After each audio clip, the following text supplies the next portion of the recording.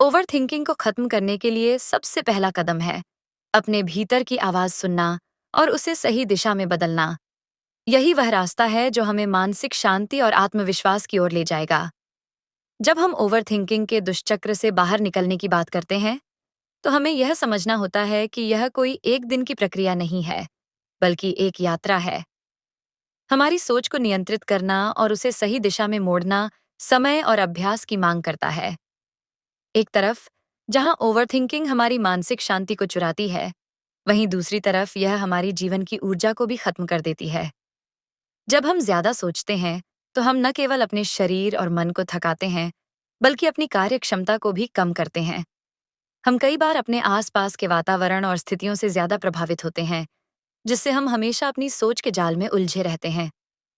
मनोवैज्ञानिक दृष्टिकोण से ओवरथिंकिंग से बाहर निकलने के लिए सबसे पहला कदम है यह समझना कि हमारी सोच अक्सर अनियंत्रित होती है और यह हमारे नियंत्रण में होनी चाहिए। जब हम अपनी सोच को सकारात्मक दिशा में मोड़ते हैं, तो हमारी चिंता और तनाव कम होते जाते हैं। यह कोई तात्कालिक समाधान नहीं होता, बल्कि एक दीर्घकालिक अभ्यास की आवश्यकता होती है। यही कारण है कि ध्यान और मानसिक शांति की अन्य तकनीकें इतनी प्रभावी साबित होती हैं। ध्यान, जैसा कि सद्गुरु भी बताते हैं, हमें हमारे विचारों से एक दूरी बनाने की शक्ति देता है। जब हम ध्यान करते हैं, तो हम केवल विचारों के प्रवाह को अवलोकन करते हैं, बजाय इसके कि हम खुद को उसमें पूरी तरह से घेरने दें। यह दृष्टिकोण हमें यह समझने में मदद करता है कि हम केवल अपने विचार नहीं हैं, और हम इन विचारों के परे भी एक गहरी शांति और संतुलन अनुभव कर सकते हैं। अब सोचिए, एक इंसान जो पूरी तरह से अपने विचारों और चिंताओं में उलझा हुआ है, वह कैसे अपने आसपास की चीजों को देख सकता है, या कैसे वह किसी व्यक्ति से सच्ची बातचीत कर सकता है जब उसका पूरा ध्यान अपने ही मानसिक जाल में बंधा हो। इस स्थिति में उसका मानसिक और शारीरिक स्वास्थ्य दोनों ही प्रभावित होते हैं। यह केवल एक मानसिक समस्या नहीं होती, बल्कि यह शारीरिक बीमारियों का कारण भी बन सकती है। उदाहरण के तौर पर, जब हम ओवरथिंक करते हैं, तो हमारे शरीर में तनाव हार्मोन जैसे कि कोर्टिसोल का स्तर बढ़ जाता है, जो लंबे समय तक रहने पर शरीर के प्रतिरक्षा तंत्र को कमजोर कर सकता है। इसका असर हमारी त्वचा, पाचन तंत्र, नींद और यहाँ तक कि हमारे दिल की धड़कन पर भी पड़ता है। इसलिए ओवरथिंकिंग का इलाज केवल मानसिक शांति में नहीं, बल्कि शारीरिक स्वास्थ्य की देखभाल में भी है। ओवरथिंकिंग और मानसिक विकारों का संबंध सिर्फ सैद्धांतिक नहीं है, बल्कि यह एक वास्तविक समस्या है जिसे हमें हर रोज अपने जीवन में महसूस होता है। जैसे कि किसी को अचानक से पैनिक अटैक आ जाना, या किसी से जुड़ी सामाजिक चिंता की स्थिति का सामना करना, यह सभी समस्याएं ओवरथिंकिंग के परिणाम स्वरूप उत्पन्न होती हैं। जब हम हर छोटी छोटी बातों को लेकर अत्यधिक चिंतन करते हैं, तो यह स्थिति हमारे मानसिक तंत्र को तो कमजोर करती ही है, साथ ही यह हमारी आत्मविश्वास की नींव को भी हिला देती है। यही वजह है कि अगर किसी को लगता है कि वह मानसिक समस्याओं से जूझ रहा है, तो उसे बिना समय गंवाए पेशेवर मदद लेनी चाहिए। लेकिन जब हम यह समझते हैं कि ओवरथिंकिंग हमारी समस्या नहीं है, बल्कि यह एक आदत है, तो इसे बदलने की दिशा में पहला कदम उठाना बहुत आसान हो जाता है।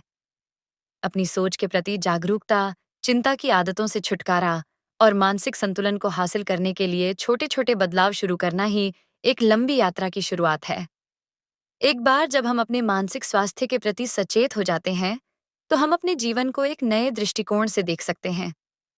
अब चिंता और डर की बजाय हम अपने जीवन के हर पल का आनंद लेने के लिए तैयार होते हैं। हमेशा याद रखें कि हम केवल हमारे विचार नहीं हैं।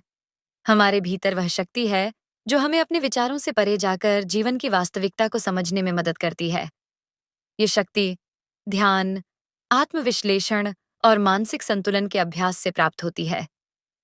जब हम ओवरथिंकिंग से बाहर निकलने की दिशा में कदम बढ़ाते हैं, तो हम केवल अपनी मानसिक शांति को नहीं बढ़ाते, बल्कि हम जीवन के प्रति अपने दृष्टिकोण को भी बदलते हैं। इसीलिए ओवरथिंकिंग को छोड़कर हर व्यक्ति को अपने जीवन के हर पल को सचेतन और बिना डर के जीने का प्रयास करना चाहिए। हमें यह समझना होगा कि जिन चीजों के बारे में हम अक्सर चिंता करते हैं, वे या तो कभी नहीं होती, या फिर वे हमारे नियंत्रण में नहीं होती। जो चीज हमारे हाथ में है, वह है हमारे विचारों का मार्गदर्शन। जब हम अपनी सोच को शांत रखते हैं और उसे एक सकारात्मक दिशा में मोड़ते हैं, तो न केवल हम मानसिक शांति प्राप्त करते हैं, बल्कि हम अपने जीवन को एक नए उत्साह और उद्देश्य के साथ जीने में सक्षम होते हैं। इसलिए अगर आप भी ओवरथिंकिंग के चक्र में फंसे हुए हैं, तो इसे छोड़ने का समय आ गया है। अपने भीतर की शांति की ओर कदम बढ़ाइए, अपनी सोच को नियंत्रण में लाइए और जीवन को एक नए दृष्टिकोण से देखिए। यह यात्रा कठिन हो सकती है, लेकिन यह पूरी तरह से संभव है। आप अपनी सोच को अपनी शक्ति बना सकते हैं, न कि अपनी कमजोरी। बस इस प्रक्रिया में धैर्य और आत्मविश्वास बनाए रखें। जब आपका जीवन और कार्य क्षेत्र व्यवस्थित होगा, तो आपको मानसिक शांति मिलेगी और आप अधिक उत्पादक बन सकेंगे। व्यवस्था से आप बेहतर तरीके से अपनी ऊर्जा का उपयोग कर पाएंगे और आपके कार्य समय पर पूरे होंगे। 6. स्वदेखभाल पर ध्यान दें। स्वदेखभाल का अर्थ है अपने शारीरिक, मानसिक और भावनात्मक स्वास्थ्य का ध्यान रखना। जब हम खुद का ख्याल रखते हैं, तो हम खुद को और दूसरों को बेहतर तरीके से समर्थन दे सकते हैं। स्वदेखभाल केवल एक अच्छे स्नान या आरामदायक रात की नींद तक सीमित नहीं है, बल्कि ये मानसिक और भावनात्मक संतुलन बनाए रखने के बारे में भी है। चुनौती: खुद का ख्याल रखने के लिए रोजाना कुछ समय निकालकर खुद से प्यार करें। ध्यान करें, व्यायाम करें और अपने मानसिक स्वास्थ्य के लिए जरूरी कदम उठाएं। कभी कभी ये भी जरूरी होता है कि आप खुद को अकेला समय दें, ताकि आप अपने विचारों को समझ सकें और मानसिक शांति पा सकें। स्व देखभाल से आपके जीवन में संतुलन आएगा, जिससे आप अपने कार्यों और रिश्तों में भी बेहतर प्रदर्शन करेंगे। 7. स्पष्ट लक्ष्य तय करें। बिना लक्ष्य के जीवन व्यर्थ सा लगता है। यदि हमारे पास स्पष्ट दिशा नहीं होती, तो हम अपनी ऊर्जा और समय को गलत चीजों में बर्बाद कर देते हैं।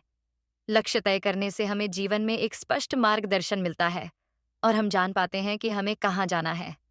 चुनौती: इस चुनौती में आपको अपने जीवन के लिए स्पष्ट और मापनीय लक्ष्य तय करने हैं। इन लक्ष्यों को छोटे हिस्सों में बांटें और एक रोड मैप तैयार करें। ये लक्ष्य व्यक्तिगत, व्यावसायिक और वित्तीय हो सकते हैं। जब आप स्पष्ट लक्ष्यों के साथ जीवन जीते हैं, तो हर कदम पर आपको दिशा मिलती है और सफलता की ओर बढ़ने में कोई रुकावट नहीं होती। 8. अपने रिश्तों में सुधार करें। रिश्ते हमारे जीवन का अभिन्न हिस्सा होते हैं और वे हमारे मानसिक स्वास्थ्य पर गहरा असर डालते हैं। अच्छे रिश्ते मानसिक शांति, सुख और समृद्धि का कारण बनते हैं, जबकि खराब रिश्ते तनाव, चिंता और तनाव पैदा करते हैं। चुनौती: इस चुनौती में आप अपने रिश्तों को सुधारने के लिए कदम उठाएं। परिवार, दोस्तों और सहकर्मियों के साथ संवाद बढ़ाएं। यदि आपके किसी रिश्ते में कोई गलतफहमी या टेंशन है, तो उसे हल करने की कोशिश करें।